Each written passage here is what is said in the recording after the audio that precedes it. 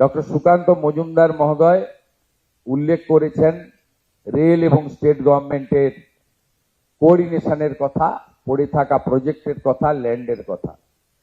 আপনারা খুশি হবেন শুনলে মাননীয় রেলমন্ত্রী mister Ashwini Vaishnavji 61 railway project railway board থেকে অ্যাপ্রুভ করেছেন। শুধু ল্যান্ডের জন্য আটকে ছিল, আমরা ল্যান্ড দেওয়ার জন্য ডাইরেকশন কনসার্ন ডিপার্টমেন্টকে দিয়ে দিয়েছি।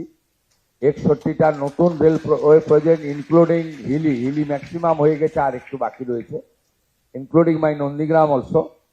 6 একর জমি রাজ্য সরকার দেয়নি, 74 একর জমি রেল পুরো মাত্রায় কাজ করছে। এরকম অসংখ্য আছে। আমরা এগুলো ইতিমধ্যে ডবল ইঞ্জিনের টেস্ট পশ্চিমবাংলার পিপল পাবে।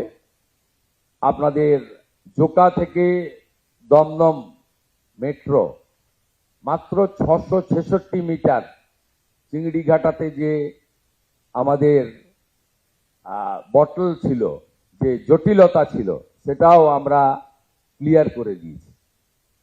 আমাদের এই রাজ্যে যে গুড অপরচুনিটি রয়েছে, এই অপরচুনিটিকে প্রপারলি ইউজ করে ডবল ইঞ্জিনের হাই স্পিডে আমরা ছুটবো একসঙ্গে। এখানে central government organization, state government organization একসঙ্গে কাজ করবে এবং বিকশিত ভারত তখনই সম্পূর্ণ হবে যখন ডক্টর শ্যামাপ্রসাদ মুখার্জির পশ্চিমবঙ্গ বিকশিত হতে পারবে।